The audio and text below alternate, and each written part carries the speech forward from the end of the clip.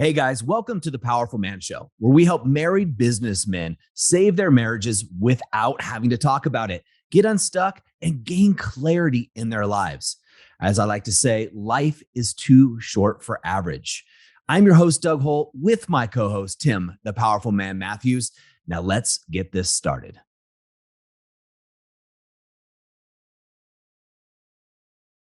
What's going on, brother? Feeling hungry after all that talk of pizza and all those food analogies that you so kindly dropped in the last episode. I wasn't even aware I was doing that. Yeah, I'm now hungry Erin too. feels. No, I know you're a man of intense discipline. You're always pushing yourself. So because you're so strong, I like to offer you additional challenges to help you. Well, I appreciate that. Nope. Well, on that note, what I'd like to discuss is how do you know when to end things? Now, this could be reading a book. It could be a relationship. It could be a diet. It could be anything. Because I don't know about you, but a habit that I've had in the past is really completing things and not always necessarily it been a good thing, right? For example, an audiobook. You download an audiobook, you get halfway through and you're like, just not feeling this. It's not what I thought it was going to be. But how often do you then finish the book anyway and take that extra hour, 2 hours, whatever? And not even just the time, it's the headspace that it then takes up, the distraction that it can then become. Versus just saying after half an hour, do you know what? This book, it's not the right one, not for me, and I'm going to end it. Same thing with a diet or anything in life. I'm curious. What do you think? Yeah, this is an interesting question. Well, for the audiobook, for some reason, that's an easy one for me to answer because I do that often. It depends on the reason I'm doing it. So I think this can apply to anything, really. Why are you doing it? So, for example, there's a book that I was reading called Crucial Accountability. I was listening to it on audio. And I was looking for better ways to apply accountability structure to the movement, right? The movement of the powerful man. And I started listening to the book, and it became evident that this wasn't what I was looking for. I was looking for executables more than just theory, and executables that deal with the psychological components of why we do what we do and how to better structure accountability. And nothing against the book. It's just it wasn't going into the depth that I wanted to early enough. So I stopped and I pivoted to something else that I thought would get me to that next step, right? So I was okay with that. I wasn't just dabbling, I was searching, right? I think there's a difference there and a delineation because oftentimes we can just dabble like, I really want to learn Spanish or Italian. And then we'll start and then we'll stop because whatever reason, whatever excuse comes up, we forget, we get lazy, or another goal goes, Italian, let's throw that out the window and I'm going to learn the guitar, or I'm going to go running every day, or whatever it is. I think when we can check in with ourselves and realize, are we going with our passions and our passions ebb and flow? Or have we set a goal and realized along the journey, like most goals, they get boring, right? The fruit of the journey, right? It's going to get boring from time to time. Working out, right? There's nobody that I've ever met that every time they wanted to go work out, super fit, right? If you're super fit, you go work out anyway, right? And that's different than just giving up because, it's snowing outside. So I think, Tim, to figure out when it's time to quit, and this could be a relationship as well, is what is the outcome you're after, right? Why are you in this relationship? Why are you listening to this audiobook? And then, have you given it your all, or are you making an excuse before you quit? Like, what's the real reason you're quitting and stopping? Yeah.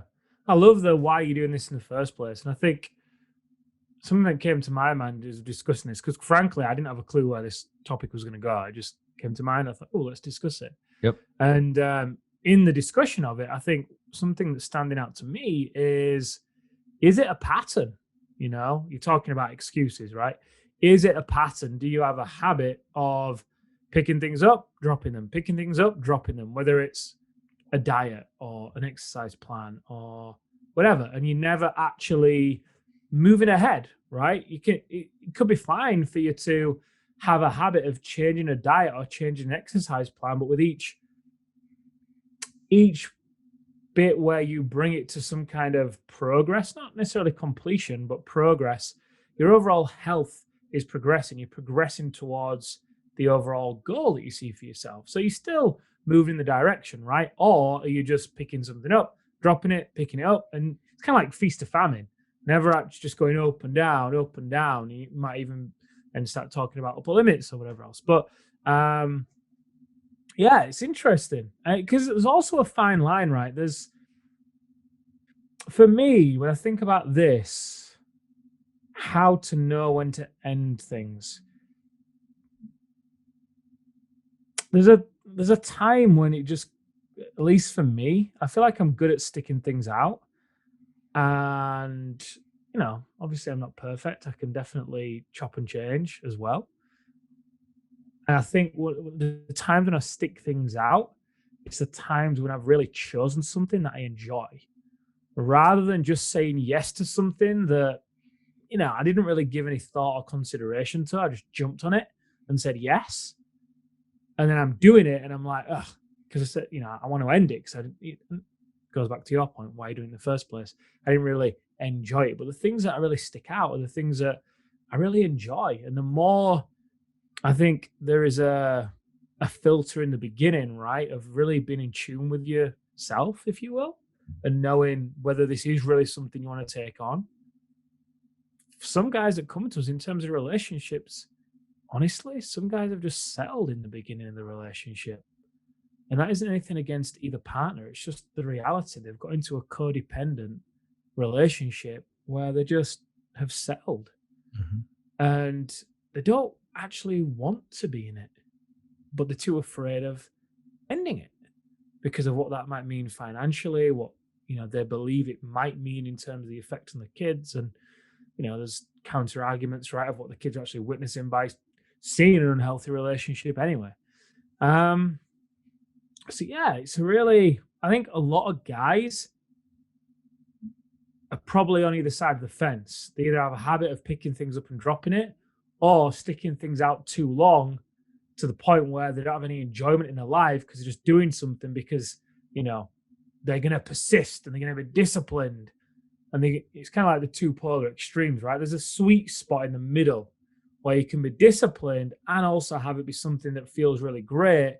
And the discipline just becomes a byproduct. It just becomes what it is because the journey feels good anyway. Yeah, there's times when it's boring, but because you're fueled by a real why and something that really feels great to you, you're pulled by it. And again, the discipline just becomes what it is. It just becomes the process. Yeah, as I think about this, I think about myself and this topic of, knowing when to quit. I think for myself, I have delineations in different areas of my life, right? For example, I can't tell you how many books I've started and just stopped and moved on to another book, right? Without finishing. No rhyme or reason, just because the other book sounded interesting, right? I just didn't finish the book. Total pattern for me, right? Well, there's other things that I will stick out because, again, the outcome I'm looking for is I'm going to finish this one way or the other, right? One way or the other, come hell or high water, so to speak, I'm going to finish this workout, this task. For me, a lot of it, when I think about it, is business related or manual related, which are all very masculine things. The things I tend to quit early, I would say early, are things that we would typically associate with femininity or feminine energy, right? Which is a little bit more flowy, right? So the arts or things like that, I tend to allow myself personally to drop. I think every business leader can relate to the shiny object syndrome, right? New idea in business, new product. This is the new thing. It's if you're a solopreneur, you've been in business for a little bit, you're doing Facebook funnels one day, LinkedIn the next, maybe SEO, probably not, but you're on to the next thing that's being pitched to you. And I think a lot of people are pitching to us. But like the fast, right? You're fasting right now. This is a perfect topic for fasting is when do you know when you should just quit? I've done it long enough.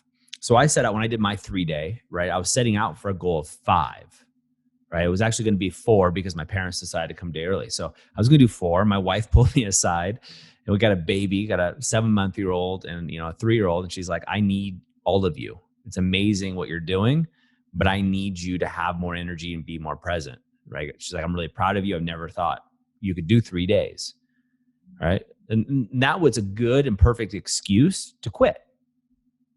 And I felt good about it. I think that's something that's a good barometer, right? I'm Yeah. not embarrassed by it. I feel good about talking about it. I feel good about my accomplishment. And the reason, going back to the original thing I said, the reason I started was just to have a challenge. There was Mm. nothing else. I was like, I'm going to break some habits because I knew I was walking by that pantry and I was eating crappy food. So this is a great reset. It's a challenge. Guys in the brotherhood are doing it. So, I'm going to jump on. It'd be a fun thing for in the terms of brotherhood to join. But that was it. So when it came to should I quit? Well, I had a real request from my wife who was exhausted. Our baby was sick. She needed me. I was tired. It was getting to the late evening. My kid was acting up and I just didn't want to deal with it. I wasn't the full me that I normally am. And so that was a good time to quit. Mm. Relationships, right, Tim? Those are the same thing.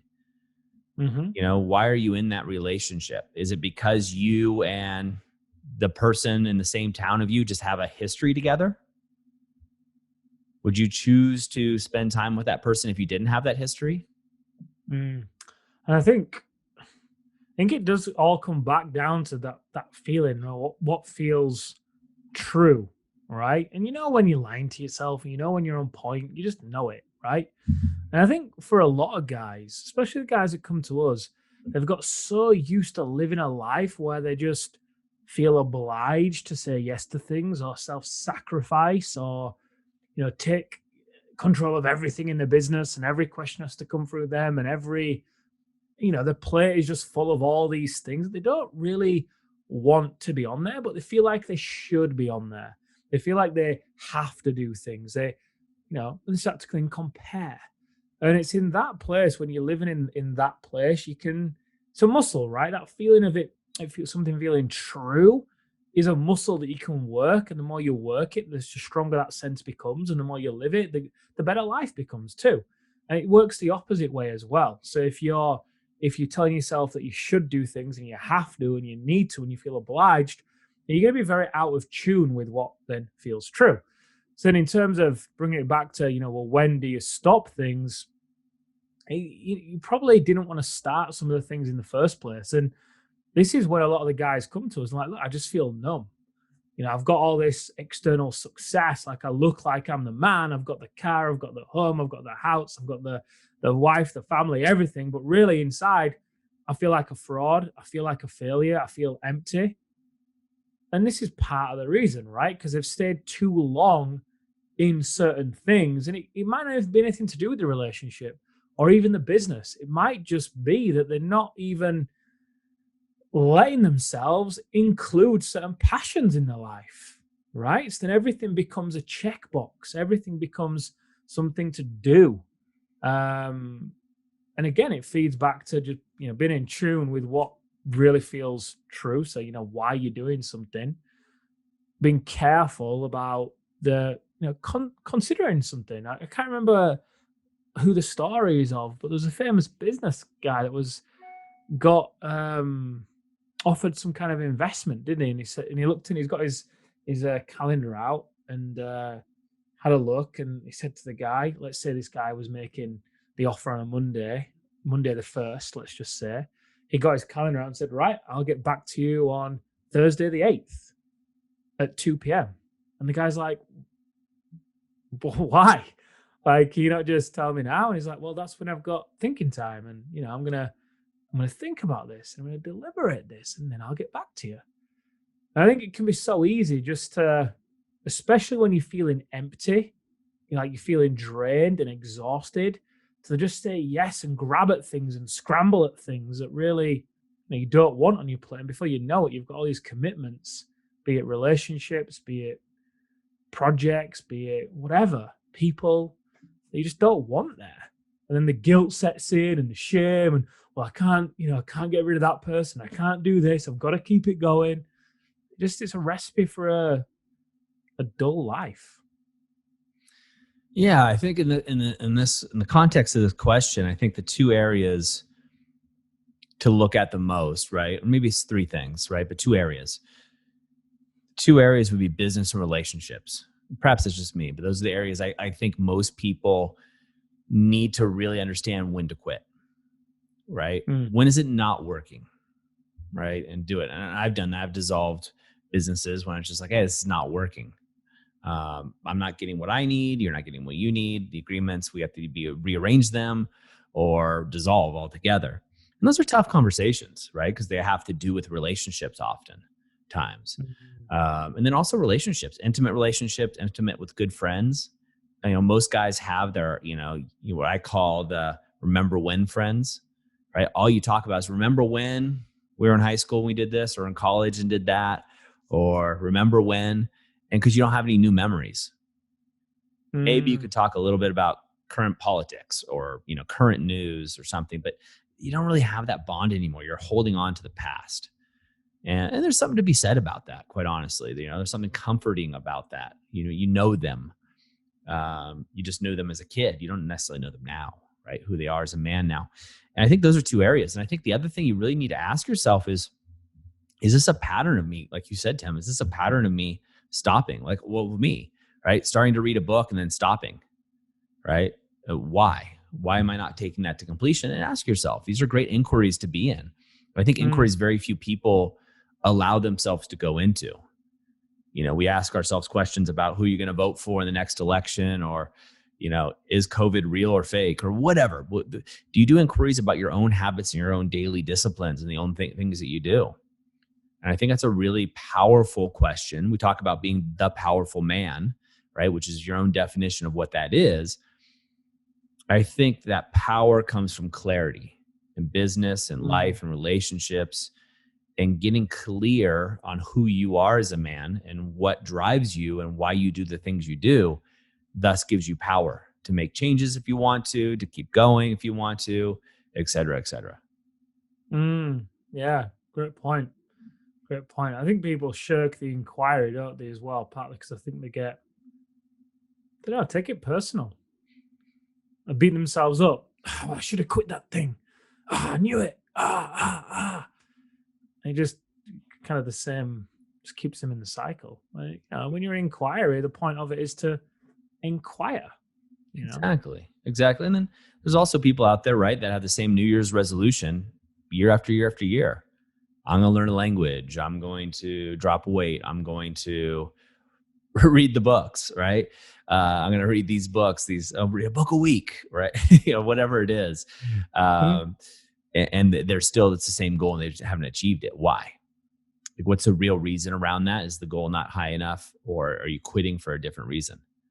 So Tim, it's a great question. I'm glad you brought this to the table. Neither of us knew where it was going to go, but I know where it's going to go now for me is going into that inquiry of things and taking an assessment of what it is in my life, what am I holding on to, right?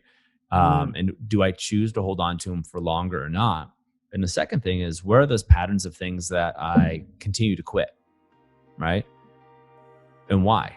Is it something that I choose, that I want to do in the future? Like, okay, that's cool. I quit. I didn't finish that book, the reality surfing or whatever else it would be.